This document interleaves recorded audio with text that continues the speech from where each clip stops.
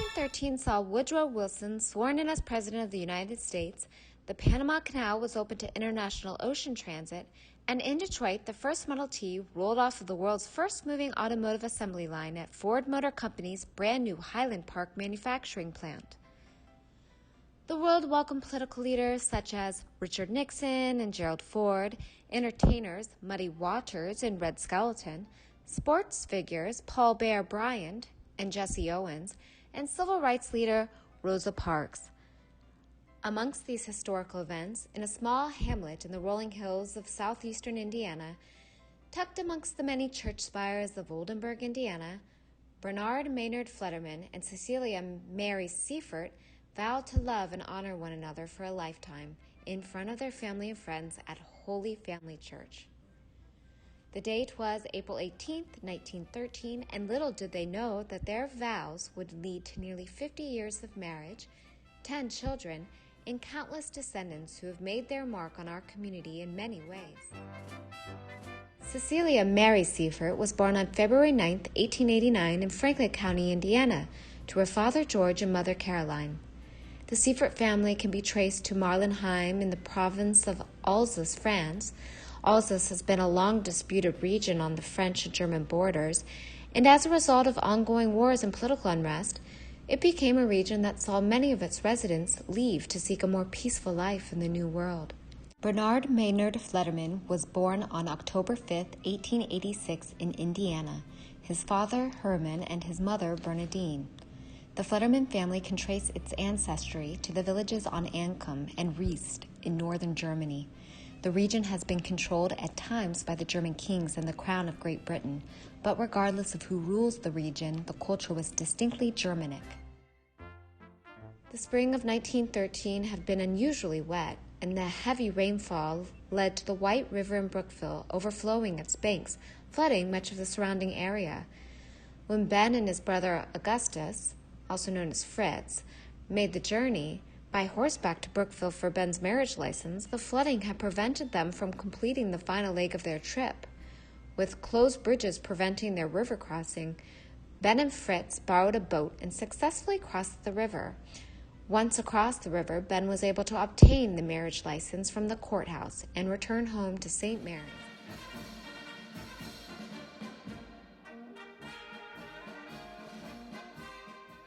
The farthest the Fledderman family is able to trace its ancestral roots is to Gerard Fledderman. Gerard was born in 1630 in Ancum, Germany. Gerard was married to Aish Grogman. The Fledderman line in Germany would continue for over 2 centuries, spanning 7 total generations. The ancestors of Bernard Fledderman can be traced back to the year 1630, when they resided in what is now North Germany, until the departure for the New World in 1842. These dates can provide a glimpse of what their life may have been like during both the ending of the early modern period as well as the early years of the Industrial Revolution.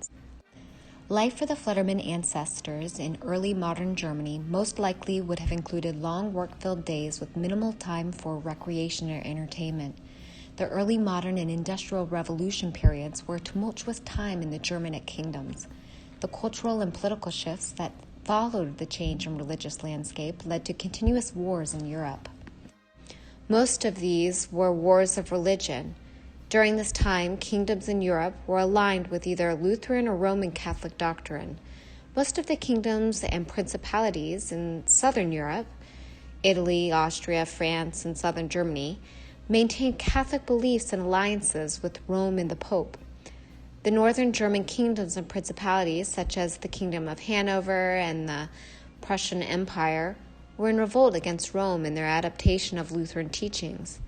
This adaptation by the kings, nobles, and wealthy classes of the Kingdom of Hanover would have made life as devout Catholics difficult for the ancestors of Bernard Fledderman. Known today as Germany's breadbasket, the Kingdom of Hanover was a key supplier of grain and other foodstuffs for the Prussian Empire. Thus, many in the regions found farming as the primary way to provide for their families. However, a tenant farmer's ability to farm was at the grace of the landowners, the king, and the other wealthy nobles. The rights to farm a plot of land were often passed from the father to his oldest son at the time of death.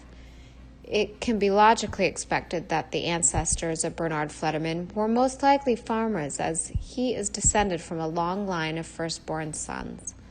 Sons who did not inherit the right to the family tenant farm would have been forced to work as day laborers, with little opportunity for advancement. The ending of the early modern era and the beginning of the Industrial Revolution brought the opportunity to learn trades. Trades and their unions were often passed from father to son because the ability to enter into a trade was inherited and difficult for someone to obtain access to outside of family ties. It was at the end of the early modern period that Germany was fraught with droughts, famine, and widespread diseases. These circumstances allowed for many landowners to grow their property holdings, but for the rural poor and peasant class, it often resulted in the loss of family farm tenancies, leading to many German farmers being homeless and destitute. The lives of the German lower class during these time periods was one filled with hard work, religious devotion, and little else. Although the movable type printing press had been invented in 1439, many in the lower and farming classes remained illiterate. The administration of education had not been transitioned to the government, and to have access to education, the family would have required social and financial means. The social standing of a family was tied directly to land ownership, and in the case of those who did not own land, the ability to lease land to farm. Those who did not have the rights to be tenant farmers were of the lowest working classes and had an existence that offered little else than day-to-day survival. The link between land ownership and social status was so strong that in early modern Germany, the tenant farmer and their family could not engage in marriage without the prior consent of the landowner who held the tenancy over them. So while not arranged, it is almost certain that the Fledderman ancestors had to gain the approval of their nobles for marriage. The ancestors of the Fledderman family most likely found recreation in their minimal free time by attending church services and enjoying social gatherings with those from their family and religious circles. Entertainment of the period would have been through books, if one was able to read, stories and tales passed through oral history, and popular folk music and dance of the day. The religious turmoil that was brought by the 30 Years' War, 1808 to 1848, decimated the population of many German states, and in some regions, many noble houses and landowners saw their territories taken from them by more powerful lords and kings. The timing of this could provide some insight in the decision of Ben's grandfather, Johann Bernard Joseph Fledderman, to leave his homeland, cross the Atlantic, and find a new start in America. The ruling noble or landowners of a plot of land that the Fledderman family may have farmed could have lost ownership of the land during these wars, either through defeat in war, financial ruin from drought or famine, or extinction of the noble family line due to disease, resulting in the Fledderman family possibly losing their rights as tenant farmers. Another possibility is that due to the cost of such long military engagements, especially one such as the 30 Years' War, which was primarily fought by mercenary armies, the local nobles and kings increased taxes upon the tenant farms, thus revoking much of the abilities that Bernard's ancestors had to earn a living and provide for their family. There is little doubt that the shifting dynamics of European politics and religion made the opportunity to own land and make a better future in America an enticing proposition for Johann Bernard Joseph Fledderman.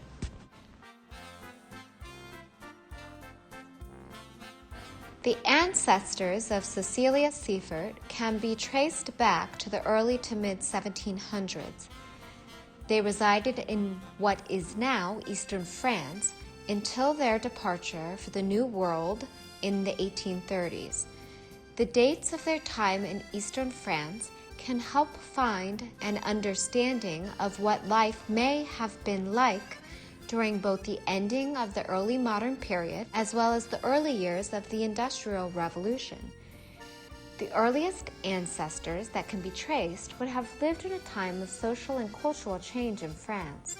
Joseph Seifert, the father of Dominic Seifert, the first member to immigrate to the United States, would have been born just 8 years before the start of the French Revolution that saw France be transformed from a feudal society to a democratic republic. France, like the Germanic kingdoms and principalities of the time, would have an agrarian-based economy. Farmers in early modern France would have also been subject to the decisions of the nobility and wealthy landowners that leased the tenancy rights to the land they farmed. The Seaford ancestors, although having originated and lived in France and under the subject of the French monarchy, would have most likely spoken German. Their dialect would have most likely been Swabian, which is often spoken in southwestern Germany, Switzerland, and eastern France. France was a segmented kingdom, and while the Bourbon dynasty ruled the entire country, there was not a unified language until the coming years of the French Revolution, and it estimated that only half of the population spoke standard French in 1790. Although France could consider large plots of land suitable for farming, it did lack the resources of rivers and canals that many other European powers of the time had. Agriculture was a common form of sustainment in early modern France. However, Alsace was and still is known primarily as a wine-producing region. The winemaking tradition of Dominic and his son George Seifert during their lives in Indiana could provide evidence that when coupled with the family's roots in the Basserin district of the Alsace province, to lead to the determination that the Seifert ancestors worked in the Alsatian wine industry, most likely as assistants to the vintner or tending to the vineyards. It was common in France during the early modern period for the general population to be largely illiterate, and much like members of the non-noble classes in Europe, the life of the Seifert family was filled with long work days and minimal free time spent either in church or socializing with friends and family through meals, wine, and the sharing of folk stories and music. As was commonplace at the time for members of the non-noble classes to be illiterate, it can be expected that these stories and songs had been passed orally through generations. The province of Alsace was part of the greater Alsace-Lorraine region and had long been seen as a strategic position for many of the kings in central Western Europe. As a result of this strategic location, the history of this region has been littered with wars and battles that have seen families torn apart through the tragedy of war. After the brutality of the 30 Years' War, many families, the Seiferts included, sought to find a new, more peaceful life in the United States, leading many to immigrate in hopes of a brighter and safer future.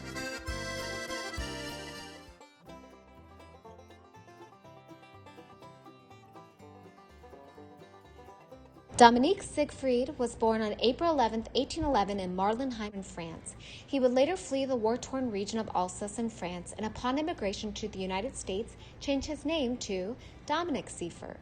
After his arrival in the United States, Dominic would marry Francisca Mary Schaefer on August 12, 1839, and they subsequently had 12 children.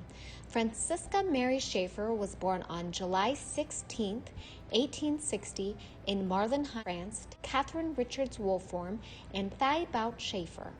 Dominic and Francisca would have met within the Alsatian social circles in Dearborn County, most likely centered around the village of New Alsace, named for their homeland.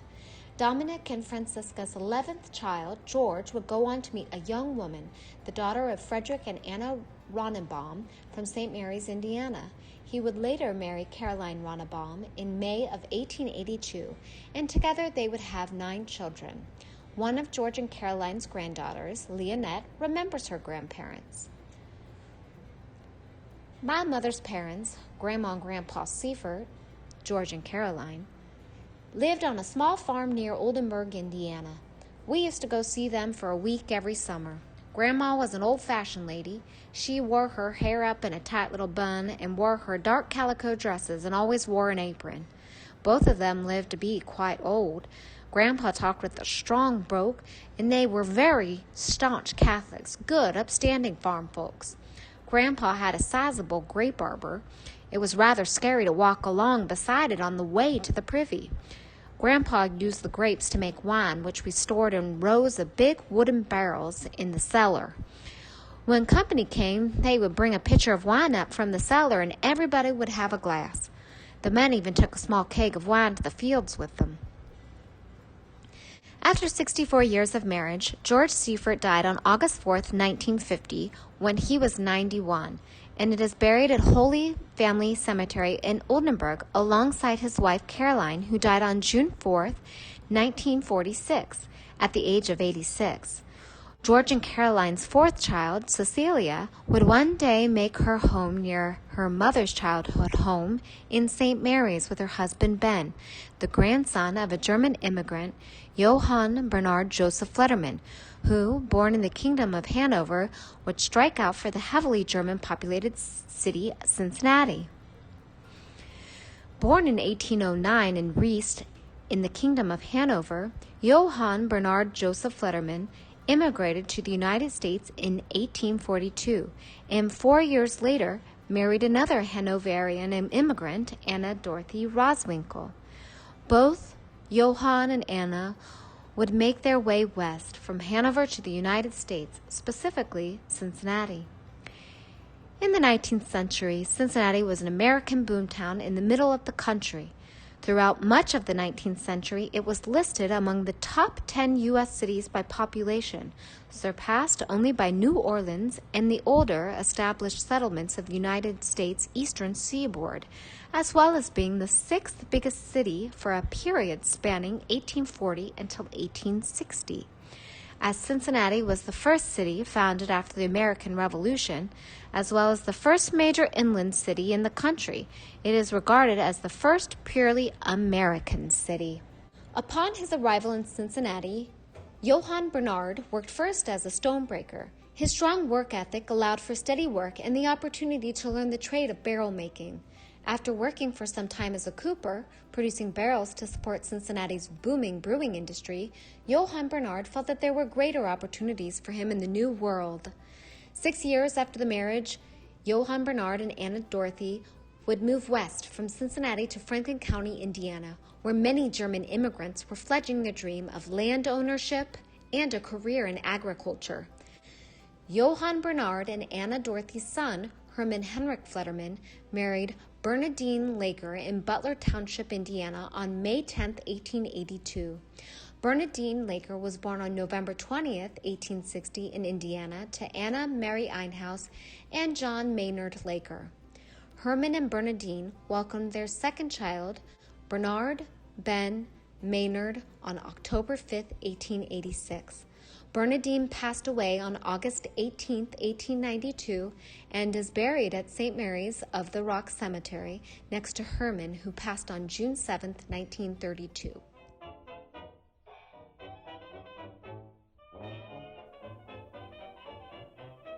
Ben and Cecilia welcomed 10 children into their family, whom they raised on the family homestead after it was purchased from Frank and Rosa Laker in 1918. Their first child, Raymond Herman, was born on July 19, 1913. He was followed by Walter George on September 22, 1916, and their first daughter, Ethel Linda, on August 3, 1918. Ethel was followed by 4 sisters, Marcella Louisa on May 5, 1920, Elvira Elizabeth on November 15, 1921, Rita Amanda on October 5, 1923, and Edna Anna on August 17, 1925. Victor John was born May 29, 1927, and was followed by Urban Pete Henry on April 14, 1929. Their final child, Marie Josephine, was born on April 2, 1931. Ben was a lifelong farmer and found great pride in his profession. He enjoyed working with his horses and saw them as much more than just workhorses, and always enjoyed a chance to show them off. Marie Connolly recalls that her father, Ben, enjoyed bowling and spending time with his family and friends in his free time. He was a long-standing board member of the Rural Electric Membership Corporation, as well as being actively involved at his church. Marie recalls that her father was a devout Catholic who never missed church, and he placed a strong emphasis on his and his family's faith as a key part of their identity and their place in the community. Marie remembers the time when one of her siblings was going with someone that was from another Christian denomination, which was not acceptable to Ben and Cecilia, and that in order to remain a part of his family and welcomed in their house, the particular match could not go any further. Marie also recollects her father being a man of strong convictions politically. Ben was always open to a political conversation and would debate you on the topics and issues of the day. However, due to his stubborn nature, it was difficult to change his thoughts or his original stance. Ben's passion for politics was also shared by his granddaughter, Clara Goebel. Clara remembers that Ben was a strong Democrat and always enjoyed talking politics, especially if you agreed with his political beliefs. Clara recalls one family reunion when Ben and his brothers, who were strong Republicans, fell into a disagreement that led to some members of the family leaving the reunion early. Clara also said that Ben was a no-nonsense man, calling to mind a story that Walter Fledderman, her father, had shared, in which one night, after spending the evening with friends, Walter arrived home and decided it would be funny to put some toys into the skillet that Cecilia would use the next day to prepare the breakfast sausage. When Cecilia heated the skillet in the morning and the toys made a horrible racket, Ben did not find it amusing. He made sure that Walter understood his thoughts on the incident. While Ben did have a serious side, he also enjoyed unwinding with hobbies that included visiting friends at local establishments, bowling, and making his own wine. His grandson, Dan Fledderman, remembers that in the cellar of the little house at the family homestead, Ben would thank those who had helped him in a day's work with a trip to the cellar to partake in his homemade wine. Dan recalls that Ben would keep a single glass in the cellar, and all who tasted Ben's creation would share that same glass. Those trips to the cellar would always start with the winemaker enjoying the first glass. Then he would fill and pass the glass to those with him, making sure that all who were there, regardless of age, sampled the wine of which he was so proud. Clara remembers her grandmother Cecilia being a very particular woman, always dressed perfectly. She would wear stacked heels and dresses to do her housework, unlike women do now. She was always well dressed, regardless of what her day held or who she may see. Cecilia would never be found with her hair out of order, and she preferred a highly placed, tightly bound bun resting on the top of her head, just like her mother Caroline Seifert would wear. Marie echoed a similar sentiment in that Cecilia was very particular about how she did her laundry, making sure that clothes were washed, starched, and pressed perfectly. Cecilia had a way that she liked things done, and many of her tendencies and perfectionist ways came from her mother Caroline. Edith remembers that Cecilia was devout in her faith, just like Ben, making sure to attend church every Sunday and on holy days of obligation. Although Edith married Cecilia's son Urban after all of the children had grown, she is still amazed at how organized Cecilia must have been to make sure all of her children were ready for church each time they went. Many have shared memories of Cecilia as a tireless wife, mother, and homemaker who prided herself in baking and quilting, the only hobbies she found time for outside of her daily duties. She is remembered as always having a quilting project to be working on, and that her skill with a needle could be transferred to mending anything in need. Her grandchildren fondly remember the delicious smells of baked goods from her kitchen, the fruits of which many grandchildren enjoyed. Bernard Ben Fledderman died on November 15, 1961, in Batesville, Indiana, where he was 75 years old. He is buried at St. Mary's of the Rock Cemetery in St. Mary's, Indiana. Cecilia passed on November 21, 1983, in Batesville, Indiana, and is buried with Ben at St. Mary's of the Rock.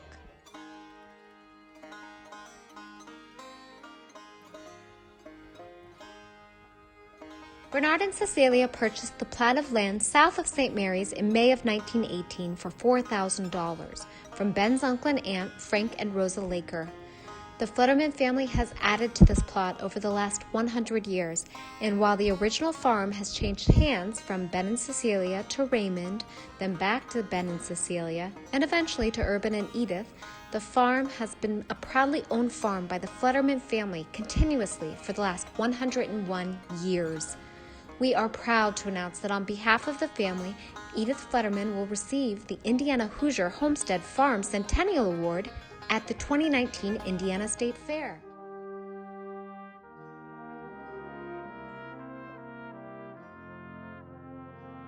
The Bernard and Cecilia Fledderman coat of arms includes a shield of white on a chevron of red. Upon the shield is a guerdon outstretched Prussian eagle, a fleur-de-lis, and a satin draft horse. 2 sheaf of wheat surround crossed upright pickaxes upon a fess of red at the mantle of the shield. The crest is crowned at the helm with a shock of wheat and a banner of bronze bearing the family name.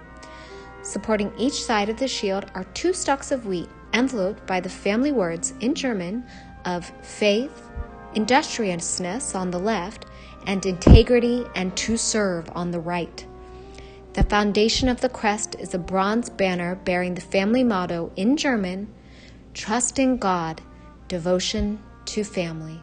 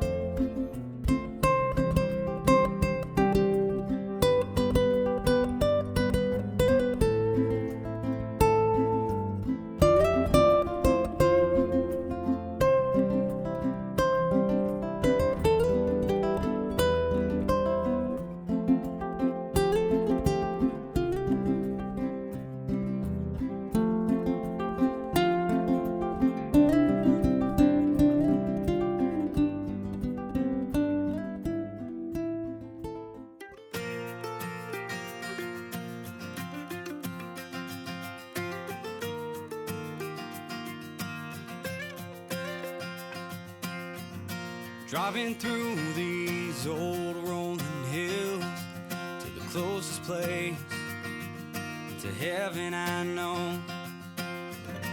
Heading north through Kentucky to the only place I'll ever call home. I'm leaving the bluegrass state behind, waiting for me on the other side.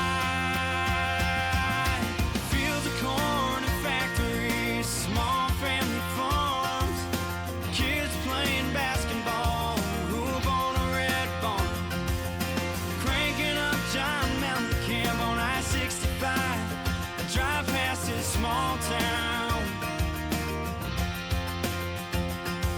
This Hoosier state feels like a long lost friend.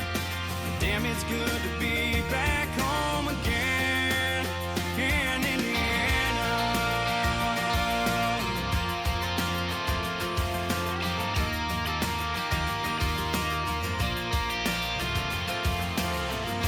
Sometimes I feel just like James Dean, chasing dream. But now I've returned to where my home fires burn, and I never wanna leave. Back to the place where I belong.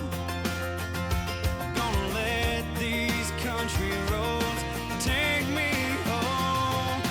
Fields of corn and factories, small family farms, kids playing basketball, hoop on a red barn, cranking up John Mountain Camp on I-65. I drive past this small town.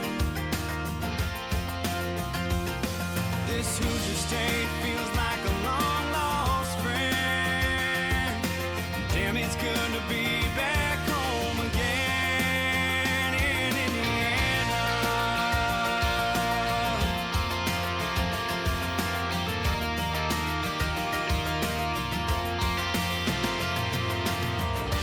The only place that I want to live my life,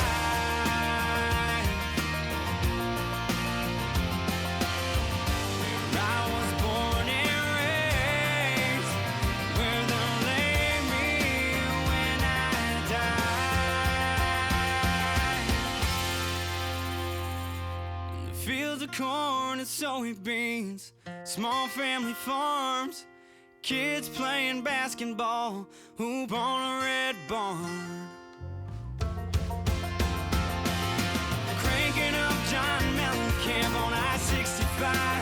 I'm heading to my small town. This Hoosier state feels like a long lost friend. Damn, it's good to be back home again in Indiana. Oh, Indiana.